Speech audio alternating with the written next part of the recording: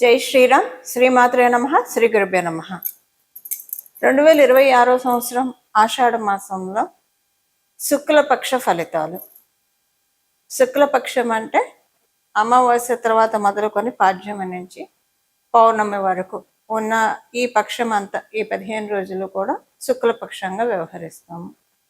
ఆషాఢ మాసంలో శుక్లపక్షంలో ఎలాంటి ఫలితాలు ఉండబోతున్నాయి గోచర రీత్యా ద్వాదశ రాశుల వాళ్ళకి, ద్వాదశ లగ్నాల వాళ్ళకి?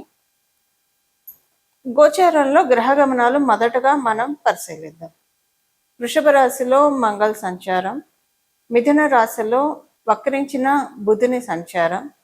వక్రించిన బుధదేవుడు 22వ తారీఖు వరకు వక్ర గమనంలో ఉండి 23వ తారీఖు నుంచి కూడా ఆయన సవ్యగతిలోకి వస్తారు.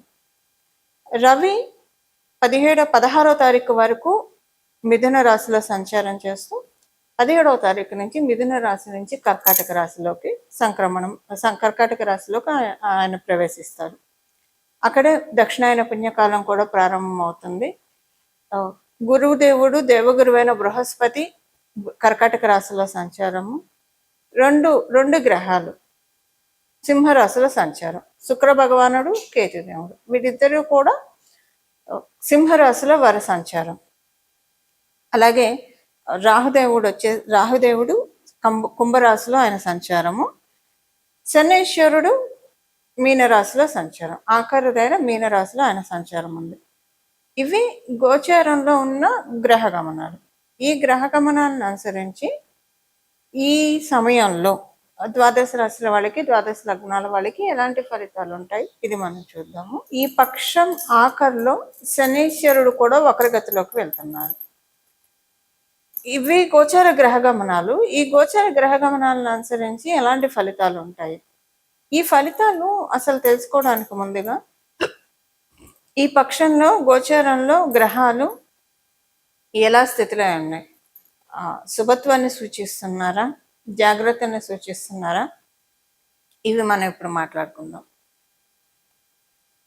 గోచారంలో బుధ భగవానుడు వక్రించి ఉన్నాడు. ఈ గోచారంలో లాస్ట్లో అంటే ఈ పక్షం ఆఖరిలో ఆయన వక్రగతిలోంచి బుధ భగవానుడు బయటకు వస్తాడు. ఈ పక్షం చివరిలో శనీశ్వరుడు వక్రగతిలోకి వెళ్తున్నాడు. ఇది ఈసారి ఉన్న ప్రత్యేక అంశము. బుధ భగవానుడు వక్రించి ఉండడం, ఆయన స్వక్షేత్ర గతుడై ఉన్నాడు. స్వక్షేత్ర గతుడై ఉండి వక్రగతిలో ఉండడము, అలాగే గురు భగవానుడు ఉచ్చ స్థానంలో ఉండడం, ఇదంతా కూడా స్పెషల్ గ్రహస్థితిగా మనం పరిగణించాలి. అయితే ఇప్పుడు దీన్ని దృష్టిలో పెట్టుకొని ద్వాదశ రాశుల వాళ్ళకి, ద్వాదశ లగ్నాల వాళ్ళకి ఎలాంటి ఫలితాలు ఉంటాయి ఈ విషయాన్ని మనం ఇప్పుడు చూద్దాం. సింహరాశి, సింహ లగ్నంలో పుట్టిన వాళ్ళకి, సింహరాశిలో పుట్టిన వాళ్ళకి ఈ స్టార్టింగ్ కంటే కూడా ఒక వారం పోయినప్పటి నుంచి, వారం జరిగిన తర్వాత నుంచి ఆర్థికంగా మంచి వెసులుబాటు ఉంటుంది. అలాగే ఎక్కువ మందితో కలుస్తారు, ఎక్కువ మందితో మీటింగ్స్ ఉంటాయి, మాట్లాడాల్సి వస్తారు. మీరు షెడ్యూల్ చేసిన ప్రతి ప్రోగ్రాము చేయగలుగుతారు, ఎలాంటి డిస్టర్బ్ లేకుండా చేయగలుగుతారు. కొన్ని మీరు దూర ప్రాంతానికి వెళ్ళాలని అనుకున్నా, దూర ప్రాంతానికి సంబంధించిన వర్క్స్ ఏవైతే చేయాలనుకున్నారో అవి మీరు బాగా సక్సెస్ఫుల్గా చేయగలుగుతారు. వాటిల్లో మీకు చాలా మంచి నేమ్ అండ్ ఫేమ్ కూడా వస్తుంది. అది మీకు చాలా సంతృప్తిని కూడా అందిస్తుంది. అలాగే మీకు ఈ పక్షంలో ఉన్న ఫలితాల రీత్యా కొంచెం స్వీట్ క్రేవింగ్స్ ఉంటాయి. స్వీట్స్ కొంచెం తీసుకోవడం తగ్గించండి, దూరంగా ఉండండి కొంచెం స్వీట్స్కి.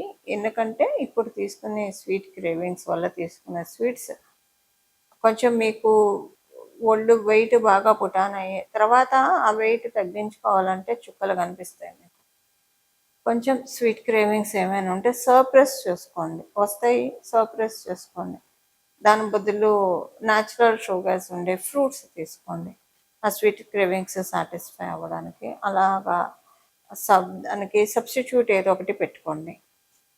ఎవరైనా స్కూళ్ళు కానీ కాలేజీలు కానీ రన్ చేస్తూ ఉంటే, లేదా లెక్చరర్స్గా, టీచర్స్గా, ప్రొఫెసర్స్గా చేస్తూ ఉంటే వాళ్ళకి గోల్డెన్ పీరియడ్ ఇక్కడి నుంచి ఈ పక్షం నుంచి చాలా బాగుంటుంది. అంటే ఇప్పుడు నేను చెప్పిన పర్టికులర్ ఫీల్డ్లో ఉన్నవాళ్ళు, అలాగే లైబ్రరీలో వర్క్ చేసేవాళ్ళు, లైబ్రరీస్ రన్ చేసేవాళ్ళు, ఒక రకంగా స్టేషనరీ షాప్స్ కూడా వస్తాయి. వీళ్ళందరికీ మంచి జరుగుతుంది. అంటే గురుస్థానాల్లో ఉన్నవాళ్ళు అందరికీ కూడా, ఇలా టీచర్స్కి, అలాగే పురోహితులకి, ప్రవచనకర్తలకి, స్పిరిచువల్ లైన్లో ఉన్న వాళ్ళకి, స్పిరిచువల్ సీకర్స్కి, స్పిరిచువల్ గురువుస్కి, ఆధ్యాత్మికవేత్తలకి, జ్యోతిష పండితులకి, వాస్తు పండితులకి, వీళ్ళందరికీ ఇప్పుడు నేను చెప్పిన ఈ సెట్ ఆఫ్ పీపుల్ అందరూ కూడా గురు భగవానుడి అనుగ్రహంతో ఉంటారు. వీళ్ళందరూ కూడా, వీళ్ళందరికీ డివైన్ బ్లెస్సింగ్స్ బాగా తెలుస్తాయి. ఎంత బాగా తెలుస్తాయి అంటే న్యూ ఎనర్జీస్ చాలా బాగా అనిపిస్తుంది. మిమ్మల్ని something is protecting you, something is protecting us అన్నది మీకు క్లియర్గా తెలిసిపోతుంది ఈ పక్షంలో. ఇది మీకు చాలా సంతోషాన్ని ఇస్తుంది. రెట్టింపు ఉత్సాహం, మెయిన్ రెట్టింపు ఉత్సాహంతో పనులు చేసుకుంటారు. ఇలా మరి మిగతా ఫీల్డ్స్లో ఉన్న వాళ్ళ పరిస్థితి ఏంటి? మీకు దైవ బలం ఉంది. ఎలా ఏంటంటే వాళ్ళకి మీకు బ్లెస్సింగ్స్ ఉన్నాయి, మీకంటే కొంచెం ఎక్కువ వాళ్ళకి బ్లెస్సింగ్స్ ఉంటాయి. సెకండ్ థింగ్, వాళ్ళ బ్లెస్సింగ్స్ని వాళ్ళు ప్రాపర్గా యూజ్ చేసుకుంటారు. అంటే తెలుస్తుంది, వాళ్ళు డీకోడ్ చేసుకోగలుగుతారు, సో ప్రాపర్గా యూజ్ చేసుకుంటారు. ఇది సంతానం కోసం ప్రయత్నించే వాళ్ళకి అనుకూలంగానే ఉంది. ఇది ఈ పక్షం యొక్క గోచార గ్రహస్థితుల ఫలితాలు. సింహరాశి, సింహ లగ్నాల్లో పుట్టిన వాళ్ళకి పరిహారము ఈ పక్షంలో చేసుకోవాల్సిన పరిహారము. ఈ పక్షంలో 2 గ్రహాలు వక్రగతిలో ఉన్నాయి. అంటే ఒక గ్రహం వక్రగతిలోంచి బయటకు వస్తుంది, ఇంకొక గ్రహం వక్రగతిలోకి వెళ్తుంది. అంటే శనిశ్చరుడు వక్రగతిలోకి వెళ్తున్నాడు, బుధ భగవానుడు వక్రగతి నుంచి బయటకు వస్తున్నాడు. ఈ వక్రగతిలో నుంచి బయటికి రావడం ఇది బెనిఫిట్ అందరికీ. మిథున రాశిలో ఉండి ఆయన వక్రగతిలో నుంచి బయటికి రావడం చాలా మందికి బెనిఫిట్. అయితే శనీశ్వరుడు వక్రగతిలోకి వెళ్ళడం కొంతమందికి ప్లస్ ఉంటుంది, కొంతమందికి మైనస్ ఉంటుంది. ఎవరెవరికి ప్లస్ ఉంటుందంటే, ఇప్పుడు ఇప్పుడున్న మనం దీంట్లో చూస్తే కనుక అర్ధాష్టమ శని, ఏలినాడు శని, అలాగే అష్టమ శని ఎవరెవరికైతే జరుగుతుందో వారికి శనీశ్వరుడు వక్రగతి మంచి ఇంపాక్ట్ చూపిస్తుంది. అష్టమ శని ఎవరికి ఉంది? సింహరాశి వాళ్ళకు ఉంది. అర్ధాష్టమ శని ధనుసు రాశి వాళ్ళకు ఉంది. ఏలినాడు శని కుంభరాశికి, మీనరాశికి, మేషరాశికి వీళ్ళకు ఉంది. వీళ్ళందరికీ కూడా ఒక రిలీవింగ్ ఫ్యాక్టర్ శనీశ్వరుడు వక్రగతిలోకి వెళ్ళడం. ఇన్నాళ్ళు అష్టమ శని వల్ల పడ్డ బాధలు కావచ్చు, అర్ధాష్టమ శని వల్ల పడ్డ ఇబ్బందులు కావచ్చు, ఏలినాడు శని వల్ల చూసిన ఉత్కృష్టమైన పరిస్థితులు కావచ్చు, వీటిలోంచి కొంత రిలీవింగ్ ఫ్యాక్టర్ ఉంటుంది. ఈ ఏలినాడు శని ప్రభావం కుంభరాశి వాళ్ళకి అంతగా ఉండదు. మకర కుంభరాశి వాళ్ళకి ఏలినాడు శని మేలే చేస్తుంది, చెరుపు చేయదు.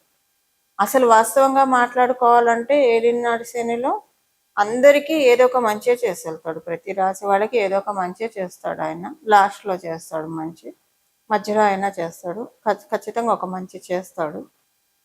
అయితే మకర కుంభరాశి వాళ్ళకి ఒక స్పెషల్ ప్రివిలేజ్, ఏలినాడు శని మంచి ఫలితాలను ఇస్తుంది. అందువల్ల కుంభరాశి వాళ్ళకి అంత పెద్ద ఇబ్బందులు అయితే ఏం లేదు ఏలినాడు శనిలో. అలాగని కొంచెం చిన్న చిన్న ఇష్యూస్ అయితే ఉన్నాయి అంతవరకే. ఇప్పుడు వీటిలోంచి అర్ధాష్టమ శని, అష్టమ శని, ఏలినాడు శనిలో ఉన్న వాళ్ళకి కొంత ఊరట ఉంటుంది. ఆయన వక్రగతిలో వెళ్ళడం వల్ల, శనీశ్వరుడు వక్రగతిలోకి వెళ్ళడం వల్ల ఊరట ఉంటుంది. అలాగే బుధ భగవానుడు వక్రగతిలో నుంచి బయటికి రావడం, ఇది కూడా ఒక ఊరట. ఆయన స్వక్షేత్రంలో వక్రించడం అనేది అన్ని రాసుల వాళ్ళకి అంటే పూర్తిగా మంచిది కాదు అది. అదే శత్రుస్థానంలోనూ నీచ స్థానంలో ఉన్నప్పుడు వక్రిస్తే అది శుభ ఫలితాన్ని ఇస్తుంది. ఈయన వక్రగతిలో ఉంటే ఎవరికి ఎక్కువ స్పెషల్ ఫలితాలు ఉంటాయి అంటే, కర్కాటక రాశికి బుధ భగవానుడు వక్రించడం వల్ల కర్కాటక రాశి వాళ్ళకి మంచి ఫలితాలు ఉంటాయి. ధనుసు రాశి వాళ్ళకి, మీనరాశి వాళ్ళకి మంచి ఫలితాలు ఉంటాయి. ఇప్పుడు చేసుకోవాల్సిన పరిహారము ఇదేంటంటే, మీరు అంటే మీకు ఒక ఐడియా ఉంటే కనుక ఒక మంత్రాన్ని తీసుకొని ఆ మంత్రాన్ని అనుష్ఠానం చేస్తూ ఇంకొక మంత్రంతో సంపుటీకరణం చేయడం. ఈ ప్రాసెస్ అందరికీ ఐడియా ఉండదు, కొంత కష్టసాధ్యం అవుతుంది. సో దాని బదులు సులువుగా ఉండేది ఒక నామం చెప్తాను, ఈ నామాన్ని జపించండి. ఈ ఈ పక్షం ఈ నామాన్ని జపించడం వల్ల చక్కటి మంచి ఫలితాలు వస్తాయి. అమ్మవారిని అయ్యవారిని ఇద్దరిని కలిపి ఆరాధించాలి. ఇద్దరిని కలిపి నామజపం చేయాలి. ఇద్దరిని కలిపి నామజపం చేయాలి. అది పరమశివుడికి పార్వతికి పరమశివుడికి సంబంధించింది ఒకటి, అలాగే లక్ష్మీ అమ్మవారికి నారాయణుడికి సంబంధించింది తెలుసుకున్నాం. నమశివాయైచ నమశివాయ, నమశివాయైచ నమశివాయ, నమశివాయైచ నమశివాయ. ఇలా జపిస్తే దుర్గా భవానీ శంకర్లను ఏకకాలంలో ధ్యానించినట్లు. లేదా నమో భగవతే దుర్గా భవానీ శంకరాయ, నమో భగవతే దుర్గా భవానీ శంకరాయ, నమో భగవతే దుర్గా భవానీ శంకరాయ, ఇదైనా స్మరించవచ్చు. అలాగే నమో భగవతే రమా సత్యదేవాయ, నమో భగవతే రమా సత్యదేవాయ, నమో భగవతే రమా సత్యదేవాయ, ఇలాగన్నా చెప్పచ్చు. నమో భగవతే శ్రీ సత్యదేవాయ, నమో భగవతే శ్రీ సత్యదేవాయ, నమో భగవతే శ్రీ సత్యదేవాయ అన్న స్మరించవచ్చు. శ్రీనివాస శ్రీనివాస శ్రీనివాస గోవింద శ్రీనివాస గోవింద శ్రీనివాస గోవింద అన్న స్మరించవచ్చు. ఏదైనా మీరు పట్టుకోండి, ఈ నామాన్ని ఈ పక్షం జపించండి. మనసులో మీరు ఇవి నామాలే కాబట్టి ఎప్పుడు దీనికే నియమ నిబంధనలు అంటే ఏమీ ఉండవు. మీరు ఎప్పుడు కూడా సర్వకాల సర్వావస్థల్లో ఈ నామాన్ని జపించుకోవచ్చు. మీరు బయటకు వెళ్తున్నారు, ఆఫీస్కి వెళ్తున్నారు, లేదా ఉన్నారు, స్మరించుకోవచ్చు. నిద్ర పడుకున్నారు మంచం మీద, అప్పుడు కూడా నామజపానికి ఎటువంటి తప్పు లేదు, ఎలాంటి నియమాలు కూడా లేవు. భోజనం చేస్తూ స్మరించుకోవచ్చు. అసలు భోజనం కాలంలో భగవన్ నామస్మరణ చేస్తూనే భోజనం చేయాలి. సో వంట చేస్తున్నా, ఏ పని చేస్తున్నా సరే భగవన్ నామస్మరణ చేసుకుంటూ చేస్తే కనుక ఈ పక్షం అంతా కూడా దైవబలం చక్కగా ఉన్న పక్షము. అనుకూలమైన పరిస్థితులు ద్వాదశ లగ్నాల వాళ్ళకి చూడడానికి అవకాశం కలిగిస్తుంది ఈ పక్షంలో ఉన్న ఫలితాలు ఈ నామజపం ద్వారా. ఇలా మనం అందరం కూడా భగవంతుడి కృపకి, లక్ష్మీనారాయణ కృపకి, దుర్గా భవానీ శంకర్ల కృపకి పాత్రలం కావాలని చెప్పి మనందరి తరఫున మనస్ఫూర్తిగా వేడుకుంటూ మంగళం. నమో భగవతే వాసుదేవాయ.